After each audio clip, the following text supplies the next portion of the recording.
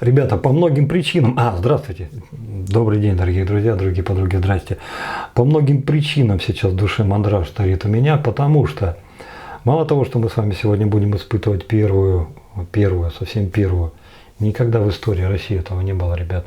Ни в царской России, ни в нынешней, ни коммунистической, ни посткоммунистической, ни ельцинской, ни в какой. В России матушки, на Руси никогда не выпускалось регулируемых станков из нержавейки. Мы с вами первые. И не только поэтому мандраж, потому что еще есть одна позиция. Сегодня будем их испытывать на максималках.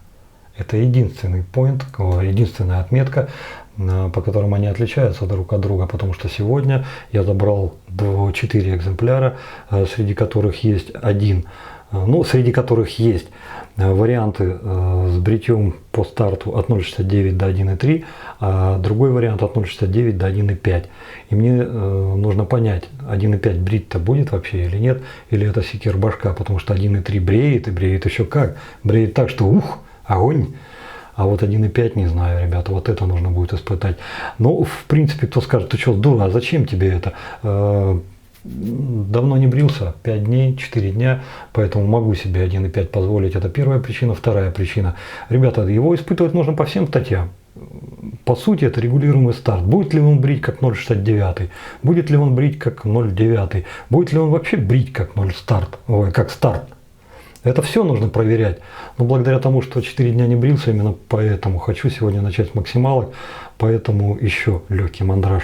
Но от сознания того, что мы с вами в первом мире, то, что мы творим историю, то, что, по сути, это историческое видео, будет первое бритье таким станком. Я думал, что будут ощущения какие-то особенные, я не знаю, корона-то точно не вырастет, но думал, что-то такое, знаете, как фанфары или еще что-то. Не нашел ничего такого, нет.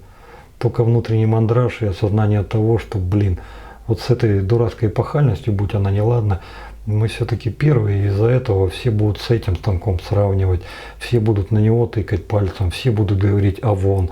И то есть хочешь ты, не хочешь, но было бы неплохо, если бы этот станок все-таки соответствовал. Как не получится, как не выйдет, как будет, как-то по-другому. Но по-другому я не против, если будет лучше, чем старт. Как по-другому хуже, чем старт. Хуже, чем старт я не хочу, ребята. Мне очень нравится, как бреет этот станок. Я его люблю. Я просто в восторге от него, поэтому хуже, чем старт, не хочу точно. Но все это станет ясно в процессе бритья. Сейчас вы идете на крупный план, смотрите на виновника нашего торжества в деталях, в подробностях. А я начинаю подготовку. Догоняйте. Дорогие друзья, это и есть виновник сегодняшнего торжества. Регулируемый станок из нержавеющей стали «Тайга». Первый в мире российский, потому что, насколько я знаю, раньше из нержавеющей стали ни крупно, ни мелко, ни штучно, ни как серийно не делали в России регулируемые станки из нержавеющей стали. Так что, как ни крути, мы с вами первые. Это не то, что будет в производстве, это всего лишь опытные образцы, которые призваны нам дать возможность сегодня побриться им, понять, бреет, не бреет, старт, не старт, хорошо, не хорошо, выявить положительные черты, найти отрицательные, дабы их изжить в серии. Вот для этого мы сейчас и будем бриться. По сути, мы будем его просто испытывать. Основные тактико-технические данные этого станка вы наверняка видите где-то здесь на экране, но так вкратце. Вес 115-118 грамм, два из них 117, один 115, один 118, длина ручки 90 при диаметре 12. Механизм регулировки здесь взят от гипса, то есть папочка этого станка гипс, не рекс, именно гипс. Благодаря Геннадию, который появился на канале, вот с этого станка мы все полностью и взяли, но переделали опять же по-своему. Если у гипса регулировка идет справа налево, у нас уже по православному слева направо. И, конечно, параметры технических данных здесь заложены несколько больше, потому что чисто теоретически вот здесь сейчас два разных станка.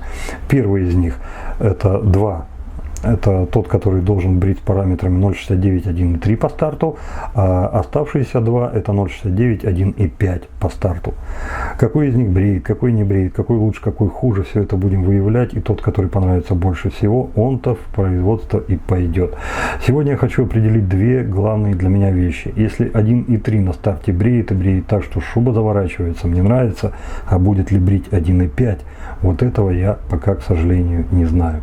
Поэтому из этих двух станков я хочу собрать сегодня две годные комбинации, одну из которых будет представлять 1,5, другую представлять 1,3. Вот ими и побреемся. Но прежде чем мы начнем это делать, давайте я вам покажу его поподробнее. Да, наверное, с гребенки давайте и начнем, потому что это еще одно ноу-хау. Насколько я знаю, в мире не существует станков, регулируемых станков с гребенкой. Все почему-то closed comp. Почему? Я не знаю. Ну вот давайте его разберем и посмотрим. Подетально. Подетально это узнаю брата Колю. Это тот же самый гипс. Выкручиваем винт с правой резьбой, который выглядит вот так. Внутри отверстия нет, но посмотрим, если верх слишком большой, возможно, еще и придется и высверлить. Хотя высверливая, тут резьба глубокая, но я не знаю, сколько там, пару грамм, 3 грамма максимум, ну 4, ну 5. Это кому-то что-то какую-то роль сыграет, поэтому посмотрим еще сверлить или не сверлить. Дальше втулка из нержавеющей стали, но, ребята, уже с левой резьбой. Поэтому крутим вправо, чтобы открутить, не как мы привыкли.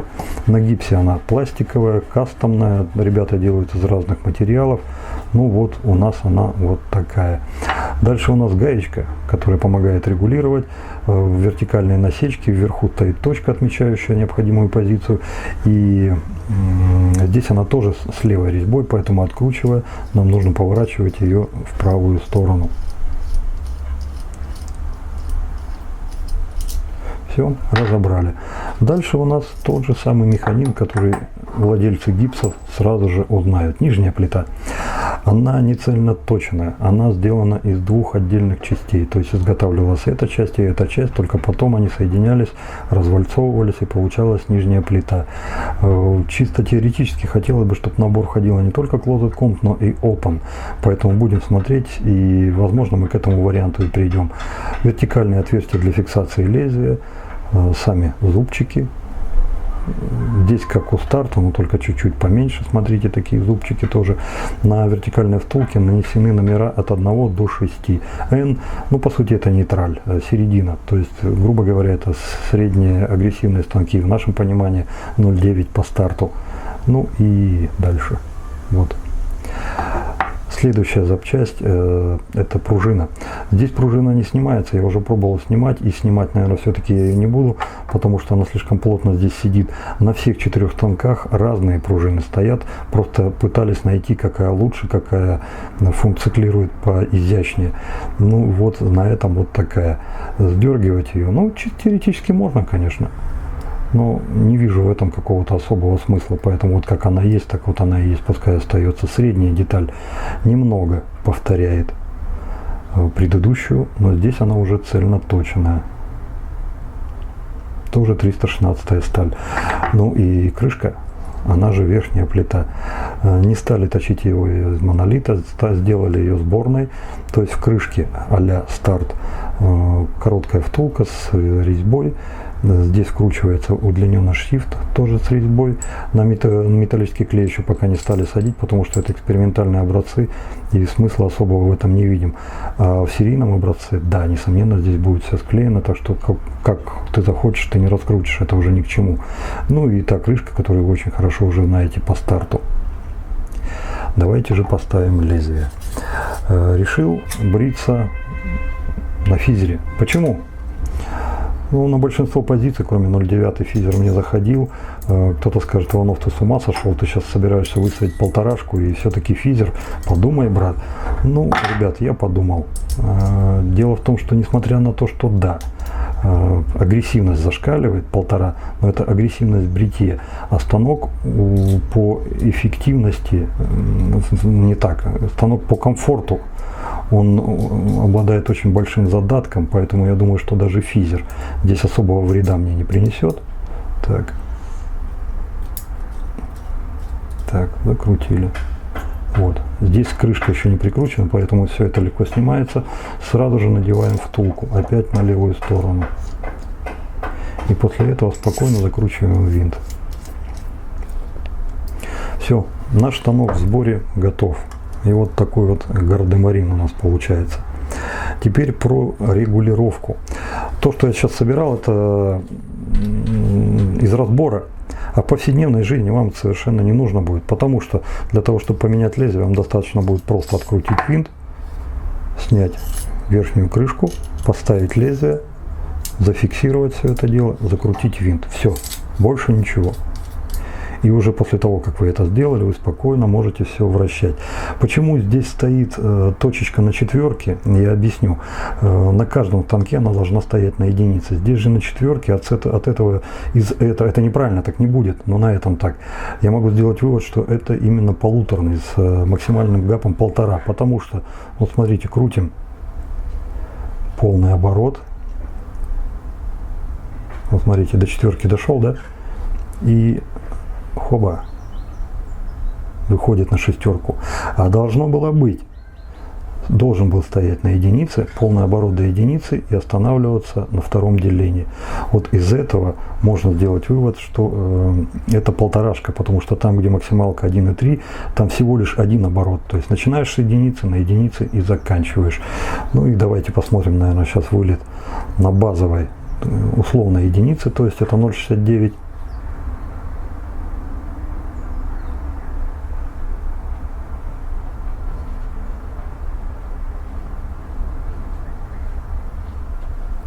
Так, ну и сверху.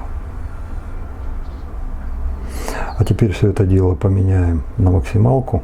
Так, ты где у нас? Вот. Ничего не раскручивая, просто поднимая. Тырц.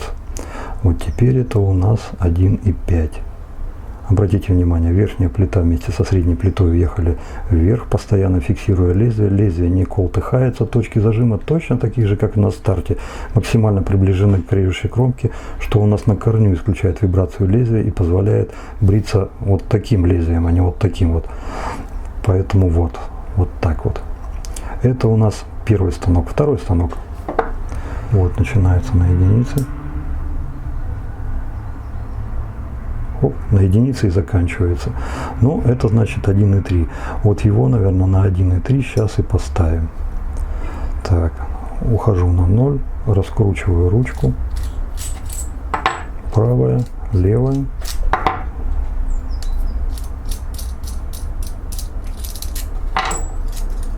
А здесь уже другая, как я вам обещал, пружина. Но, естественно, они будут не такие. Это просто сейчас экспериментальные. Они будут усиленные. По краям будет 2 витка этой пружины, чтобы она была более мощной. Посмотрим, возможно, даже их покупать. Будем уже готовы. Это ребята делали сами. Так что вот пока такая вот какая есть, такая есть. А нафиг я его разобрал. Мог бы просто лезвие оставить, да и все. Ну, наверное, просто чтобы вам показать. Ну, как разобрал, так и соберем сейчас, да?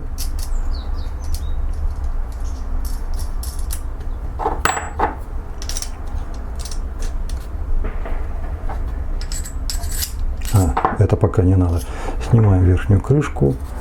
Тоже берем физер. Заряжаем. Соединяем. Ну а теперь нам нужно поставить тот самый 1,3. То есть вращаем слева направо полный оборот. Хоп. Вот он, 1,3 есть. Если на максималку уходить, то вот 1,3 я уже пробовал. 1,5 я еще не пробовал. Вот сегодня эти два варианта мы с вами и прогоним. Это и будет, собственно, цель нашего сегодняшнего испытания. Кто-то скажет, 1,5, да с открытым гребнем, Иванов, вешайся. Ребята, не знаю, может быть. Но пока не побреюсь, не узнаю. Поэтому пошли и узнаем вместе. А помогать нам будут. Ой, кроме тех мыл, которые я вам уже показывал, это Прораза и Локситан, то, что любимая подарила. Есть у меня еще отдельный такой шкафчик, где лежат те мыла, которые мне особенно близко к душе, которые мне нравятся и которые вряд ли я кому отдам. Rockwell Razors, наверное, не тот случай. Хорошее мыло, хороший запах душевный. Но что-то я хочу, чтобы сегодня было все наше, славянское. Поэтому, наверное, сегодня у нас будет мыло от Soul Place. Это то самое мыло, которое выпускал ограниченным тиражом Стас с канала Just a Hobby. Вот сегодня будет славянское мыло со славянским станком. И как мы бабах-бабах по буржуинам, и пускай им мало не покажется. Ребята, ничего не буду говорить за это мыло. Ничего, совершенно. Шерстя, блин, дыбом так и прет. В этом мыле я уверен, оно мне нравится, оно мне по кайфу. Все, я тебя уже снял, хватит уже эти мурахи показывать. Помазок. Помазок тоже хотелось бы сегодня такой, которым я уверен. Поэтому да, несмотря на то, что я барсуку-то верю, тем более он уже обкатан и хомячить не будет. Сегодня я хочу у Яков поменять барсука на синтетику, потому что точно знаю, что синтетика это всегда в десятку. Хорошая синтетика имеется в виду. И всегда безгеморройное, беспроблемное бритье. Поэтому сегодня вот этот малыш-коротыш и поможет. Но автошейв, ребят, ну так за этот автошейв вы все знаете. Это тоже попадание в десятку. Здесь столько плюсов, что многим и не снилось, а минус всего лишь один. Очень недолгий запах. Но нам будет достаточно. Все, пошли бриться. Ребята, извините, я все-таки хочу внести поправку. Несмотря на то, что и на заставке вы увидите 47.11, и на крупном плане тоже был 47.11, я его все-таки решил снять с этого состязания по следующей причине. Если уж видео я сам лично своими руками, нет, своим языком, своим ротом сделал такую заявку, что вот славянский станок, славянское мыло, но у нас-то с вами как принято? Ну, у нас 2 редко что бывает, у нас все самое интересное начинается с цифры 3, поэтому просто обязан был быть славянский лосьон. Но из всех славянских, которые, наших российских, украинских, которые я знаю, белорусских тоже, что тоже братья славяне. Ну, я дежавюх пока люблю. Много хороших. И с Украины хлопцы делают там вещи классные. Но пока вот мою дежавюху никто не перешиб. Это не в качестве рекламы, нет, просто на самом деле она мне нравится. Это тот лосьон, который мы делаем. Но это не единственный лосьон. Что-то мне подсказывает, что еще до Нового года появятся еще лосьоны от компании HomeLike. Но пока же только этот. Поэтому 47.1 убираем, ставим дежавюху. Думал вначале ментоловый такой, чтобы бутылочки тырцы, но потом подумал, ну гулять, так что берем здоровый пузырь 300 мл с грушей и по площадям. Та-та-та-та-та. Так что пошли мыло набирать. Ну и будем бриться. Что? Начнем с 1.3. Да, с 1.3. Вопросов на самом-то деле много, очень много. Начиная с визуальных, я вам показывал на крупном плане, но акцента не сделал. Все-таки резьбу, там где регулировка проходит, ее видно. На всех остальных станках, на папочке гипсе, на рексе, на многих других этого нет и в помине. Поэтому вот этот момент надо будет как-то утрусти и отрегулировать. Но это мы сейчас побреюсь, вначале все пойму. И там будем с проектировщиком работать. Насечку винта, который зажимает лезвие, с той, которая сейчас есть, поменяем на вертикальную, чтобы оно в тон было колесику. Ну, это и так в глаза бросается. Ну, плюс еще ребята сказали, вот Вадим опять же тоже написал, сказал, что вот, Викторович, надо, Вадим, надо. Ну и, а будет ли брить-то? Вот сегодня 1.5, 1.3. А что это будет за 1.5, за 1.3? Если это 1.3, как мы сделали для Колибри, то да, я целиком и полностью за это 1.3. Но это ж тайга. Будет ли он на этой тайге такой же, как на Колибри? Вопрос. Ну и что будет за 1.5? Что это такое вообще будет? Величина ГАПа 1.5 многих пугает, и люди кричат: а, Иванов, ты что, сдурел, зачем так много? Ребята, ну это не мало, согласен. Но с другой стороны, это не самые большие ГАПы, которые существуют. Есть и 1.6, 1.7, 1.8 даже есть. Так что, да пофигу какой ГАП, лишь бы брил хорошо.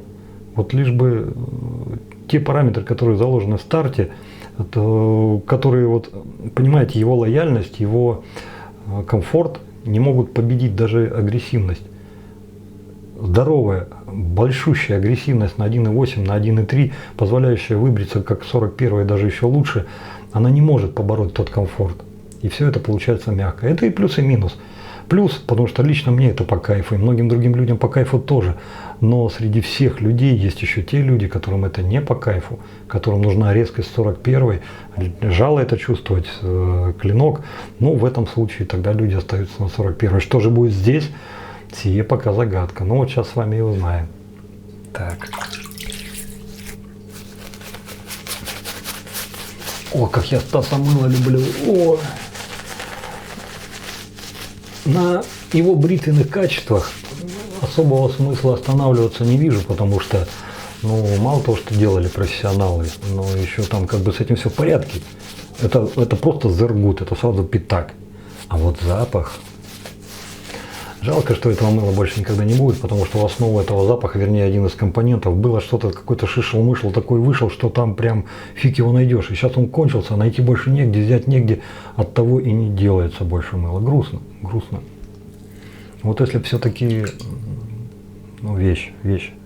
Я чрезвычайно счастлив, что жизнь, судьба сложилась так, что у Стаса поднялась рука, в свое время он отправил мне этот образец.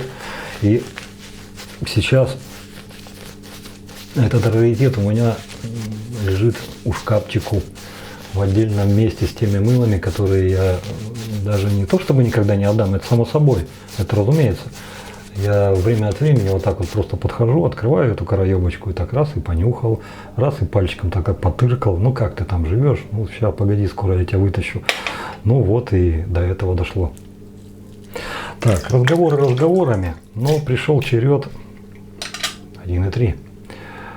Насечка. На мокрые руки нормально. Да. Ну что будет с мыльными, сейчас посмотрим.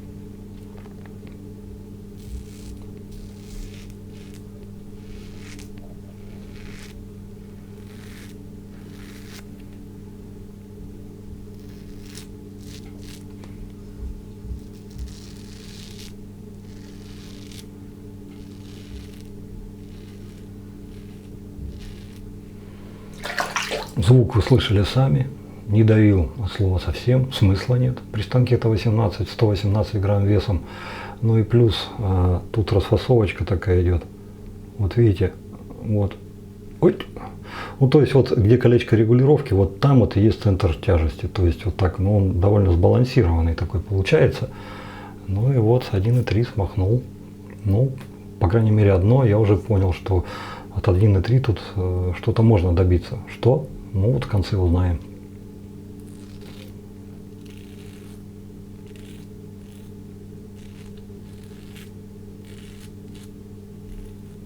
Угу. Цапнул.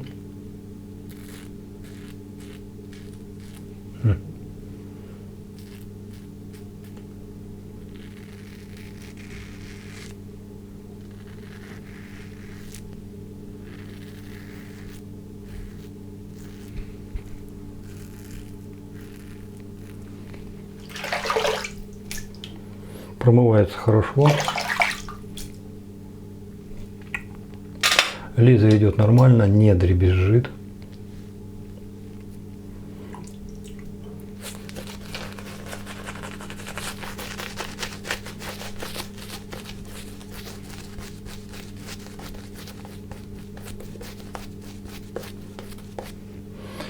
Ну, посмотрим, что будет сейчас.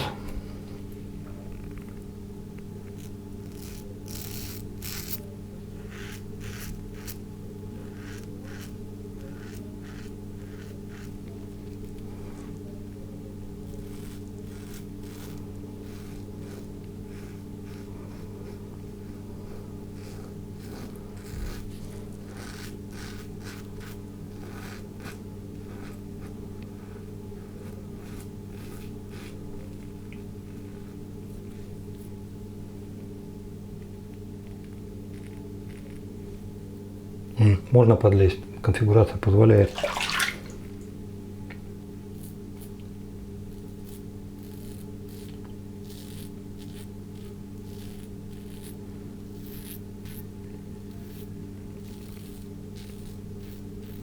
Откуда? Откуда вот эта фигня? Голова не узкая, и когда, то есть все-таки физер канолевый, и не успел повернуть, его так тырц, и вот так дал. Но вот оно и шаркануло. Ну, пока такие мысли в голове, что 1,3, ну не надо 1,5. Куда? Уже хорошо, уже нормально.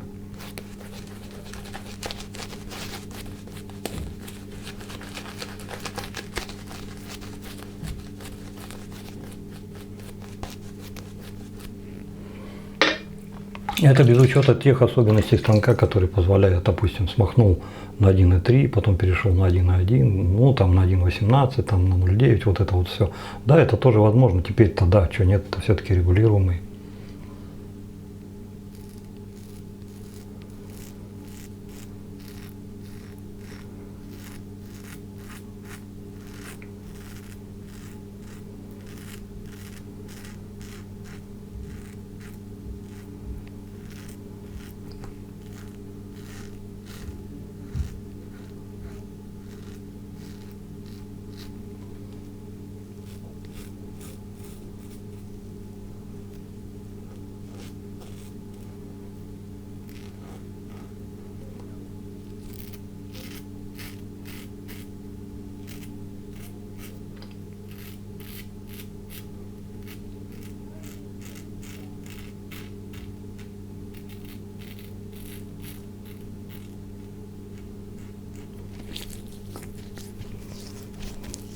Ну все. Да, подбривки есть, но только вот в этих моих местах. Здесь все снес. Вот только здесь. Во всех остальных местах великолепно. Вот эта вот сопля кровяная, по большому счету, это плата за мою самонадеянность. Немногие на 1.18 рискуют ставить физер, а это 1.3. И все же я поставил. Все-таки зеленая Астра была бы, наверное, все-таки более закономерна, чем, впрочем, мы и не применем воспользоваться. То есть на 1.5 я все-таки, наверное, зеленую Астру поставлю. Сниму нафиг оттуда этот физер и лучше зеленой Астрочкой. Потому что у меня есть вообще сейчас очень веские такие подозрения, основания полагать, что 1.5-то в принципе нафиг не нужна. Но 1.3 хорош, реально хорош. Ну посмотрим, не будем забегать сейчас. Так. О, нифига себе.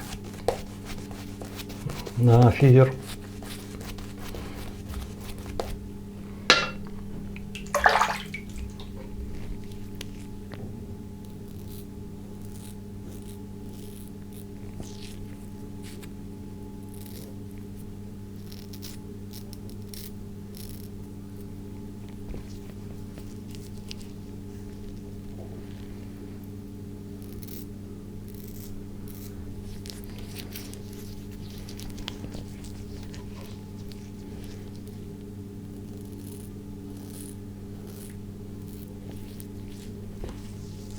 Все, одна сторона готова. Все-таки беру зеленую Астру, и на ней-то мы с вами все это дело и сделаем.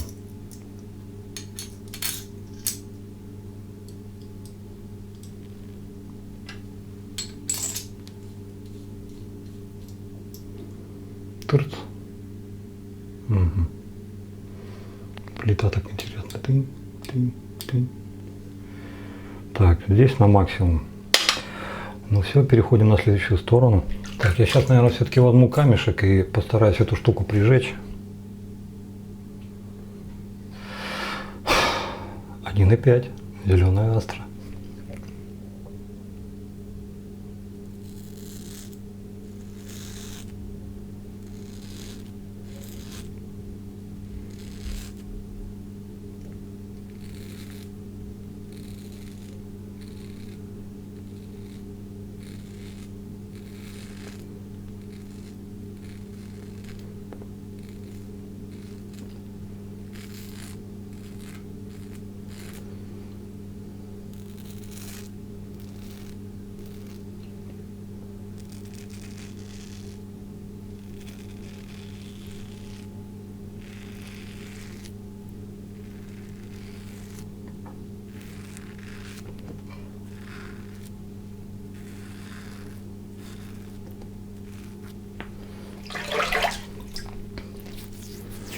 Ну, как всегда, процесс обучения у меня проходит во время бритья. Надо было и на 1.3 тоже зеленую Астру ставить, но если бы такая бы гладко было на бумаге.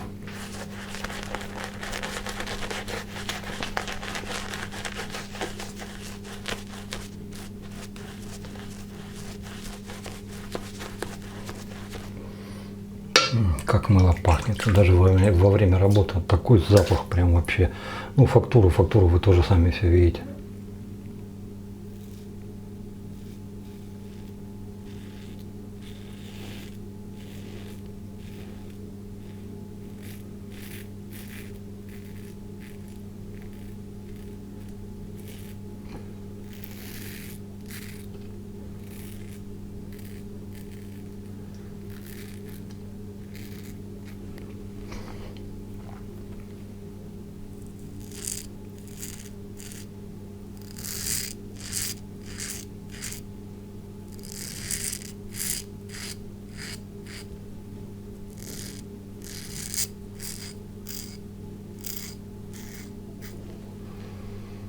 Блин, ребята, как гребень отработал по щетине. Ух. Ну что уж я к этому как-то ровно дышал. Но сейчас прям я чувствовал, как он здесь в кассу. Реально в кассу. Ну и еще один проходик.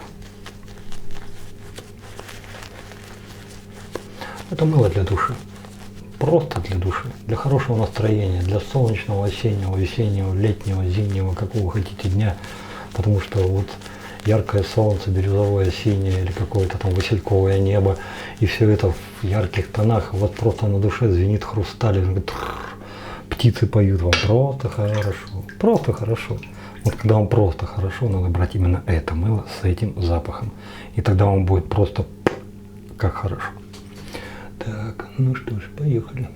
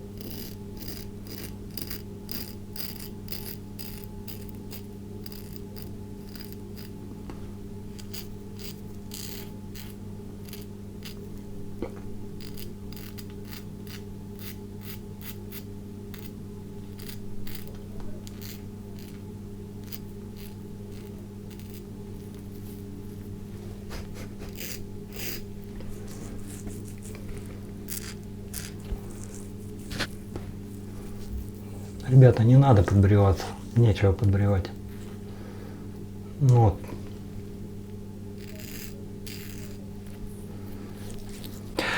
Каждый раз, когда происходят казусы подобные этому, я задаю себе вопросом, кому из нас повезло, то есть или вам со мной, или мне с вами.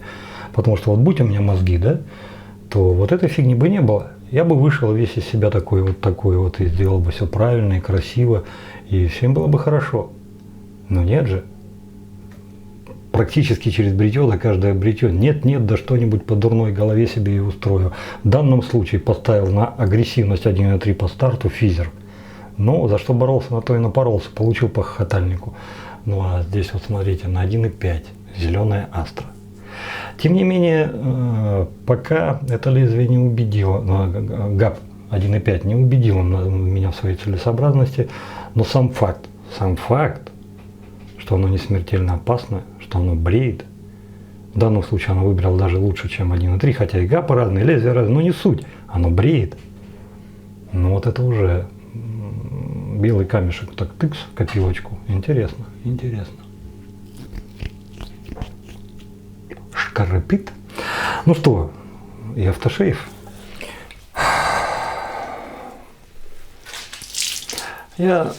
Я все-таки, наверное, думаю, что нам всем повезло, и вам, и мне, с тем, что я не очень умный.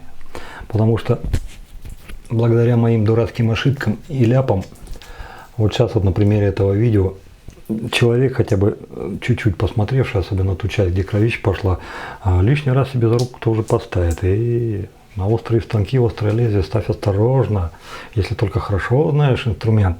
А лучше вообще ну его нафиг. Лучше что-то другое. Вон, смотри.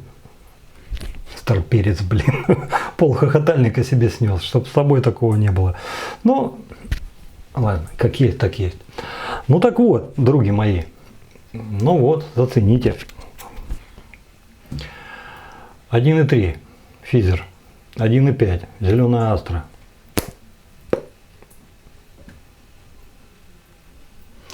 Что я получил физером? Неловкое движение и вот так воткнул кромку РК. По факту получил рассек довольно глубокий, так как долго не мог угомониться, но это не единственное. Еще здесь были мелкие красные точки, то есть что-то я там тоже посносил. Несмотря на то, что кожа отдохнувшая, 4 дня. 1,5 зеленая астра. Одна единственная красная что-то там может быть, и то я сейчас не знаю. Ну погоди, я решу, выйду я, не выйду. Там, ну вот она менжевалась вот так. Вот здесь что-то такое было. Все. Все остальное, вот смотрите. Теперь наносим лосьон и посмотрим, где больше будет поорать. Ну давай, родимый, не подведи.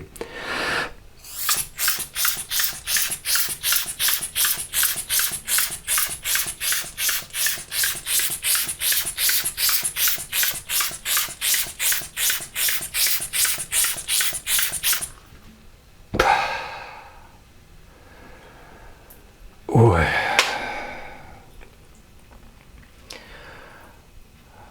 Вот как в бане. Как в бане ты разогрелся, а потом тебе ссать тяжкой веничком. Тогда прямо дух перехватывает, у тебя там кровь прям чувствуешь, как приливает, и там такое начинается. Там вот хорошо, что дубовые деревянные доски, так бы там попротыкал бы все нафиг, потому что так хорошо. Но вот сейчас какое-то такое было ощущение, такое вот какое-то. Поорать, да, есть поорать. Ну, я бы не сказал, что вот здесь больше, здесь меньше. Примерно одинаково, ну, конечно, здесь чуть-чуть больше, потому что снес больше. Здесь оно тоже есть, но оно не так ярко выражено было. И такое тоже, знаете, тоже менжевалось туда-сюда, куда. Отвалите все, я не знаю. Вот такое что-то посередке. Но ощущение хорошее. Ой, хорошо. В стране советской жить. По факту. Первое испытание станка Тайга нержавеющего из 316 стали регулируемого показали, что на максималках работает и тот, и тот. Мозги нужны. Без мозгов будет то, что было со мной. С мозгами будет хорошо и будет вам вкусно. Но вот сегодняшнее бритье, вот лично для меня, я сам себе не ответил, а надо ли делать 1,5 или 1,3, потому что в умелых руках 1,18 пляшет, сами понимаете.